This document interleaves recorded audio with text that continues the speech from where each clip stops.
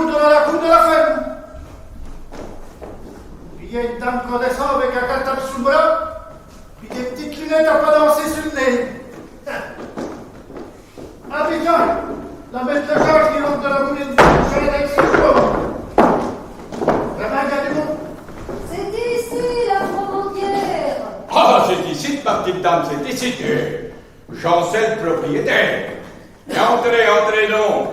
Il commence à faire frais dehors, là, entrez. Faites attention aux marches, elles sont dures. Entrez, puis assisez-vous, là, restez pas sur vous, là. Mais, dites-moi, ça vient pas de ma chambre de guano, ou par hasard, parce que c'est la saison qui pense ça? Mais du tout, monsieur, du tout. Oh. Je suis fonctionnaire chargé de faire des sondages dans les fermes de la commune et je commence par chez vous. C'est que des sondages à la Fromandière? Mais on n'y pensait pas. Tous les gens qui sont venus, ils m'ont dit à mai et à mes défunts gens que Dieu ne donnerait jamais rien. Ça tient plus ça, Dieu. Mais il ne s'agit pas de ça. Je viens pour les impôts nouveaux. C'est un sondage pour leur établissement. Ah. Et d'ailleurs, je vais vous prier de bien vouloir répondre franchement à toutes mes questions. Ça va être bien aisé, ça, ma petite dame. Ça va être bien aisé, oui. Voyons. Quelle est l'étendue de votre ferme qui me paraît assez conséquente. Alors là, on sait rien. La seule chose que je peux vous dire, c'est qu'elle commence dans le bas du bourg, là. Elle s'en va à Rosibus le long de la ligne de chemin de fer. Après ça, elle suit les contournements de la route et elle se termine dans les fins fonds là-bas sur les bords du petit ruisseau qui sépare les deux communes. Ça me renseigne vaguement, mais dites-moi, combien d'hectares de céréales avez-vous? Ah, ça dépend des années. Tiens, l'année dernière, j'ai eu la mécanique à bac pendant 3 jours. Ouais, parce que, pour vous dire qu'on va plus au fio à cette heure depuis ma confirmation, si vous le dire. Hein. Alors, il y avait l'orge, il y avait la voile, et puis bien sûr, il y avait le bière.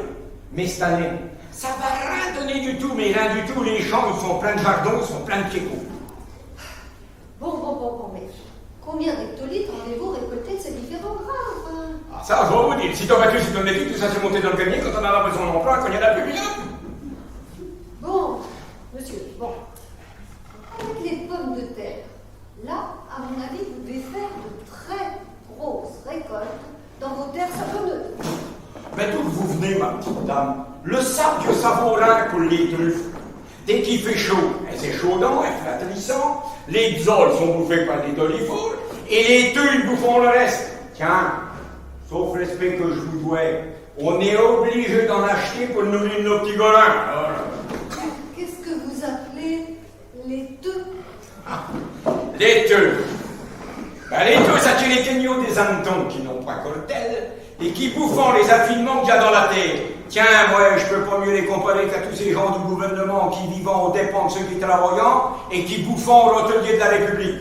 Monsieur Olivier, à propos de cochons, est-ce que vous en engraissez pas mal? Ça dépend des années. Une année, une trait, vous fait 10, 12 petits golins. L'année d'après, vous en faites 3 ou 4. Et puis, faut les surveiller, hein, parce que sinon, ils les bouffent. Sinon, ça tient des verres. Bon, passons à la suite.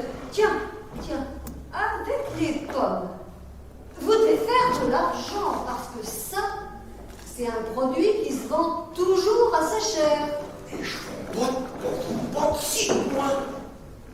Tiens, l'année dernière, que le vent était d'abord, j'en ai fait, 1500 varietés.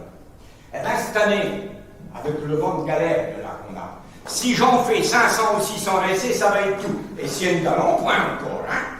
Alors, quand vous pensez que l'été, il me faut épique de scie tous les 2 jours pour avaler mes moissonneux, mes faucheux, mes glaneux, qui a en tenté tant les pauvres gars qui sont dans le cou tout kermis, on est du.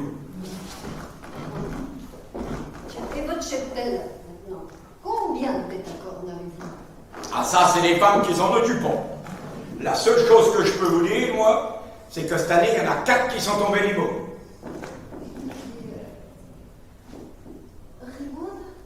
Ribaude?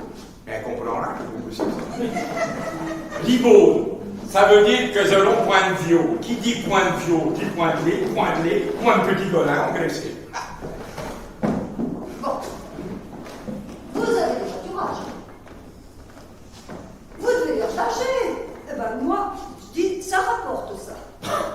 vous ai dit que la Flamandière, c'était que du sable. Les poturages, ça vaut rien du tout. Ils sont pleins de jardins, ils sont pleins de choses froisses, ils sont pleins de chardons. Les bœufs là-dedans, mais ils gagnent 600 points. Bon, d'après tout ce que vous dites, ça qui est pas brillant. Moi, je vous le fais pour dire. Mais, et ces pinerais que j'aperçois là, hein? Ça peut donner, non? Les sapins que vous voyez là-haut, ben ils ont hypogé l'année du grand hiver. Et ils sont devenus tout chnifs. Le boulanger, il n'en veut plus pour faire sa fournée. Et même le brûleur de goutte, il n'en veut pas pour quand il fait sa boule. C'est nous qui sommes obligés de les brûler quand on fait une OG pour les golins, quand les femmes elles font la buée. Ah, vous parlez de gagner de l'argent là-dessus, vous? Enfin, vous devez tout de même bien avoir du bénéfice sur quelque chose. Ah ben, je sais pas où, hein. Tiens, sur la volaille, par exemple. Ah, la volaille, Astor, mais c'est ce qu'il y a de plus casuel dans une ferme. Les poules, elles pendant au pied des taloués, se sont bouffées par les bondés, et puis toi, ils bouffent les œufs. C'est pas possible, ça ne cause pas français. Le pitois, le pitois. C'est un animal qui est gros comme ça. Et qui sent. Oh, et qui sent. Tiens, un peu comme le son bon vous êtes bien matin. Oh! Alors là, monsieur, vous entendrez parler de moi. Ah bah, ça, dans le temps, moi, je vais vous dire, hein, c'est point dans nos petits Andrés qu'il faut venir, c'est point dans nos petits faisant valoir, il n'y a rien à gratter, il n'y a rien à gagner.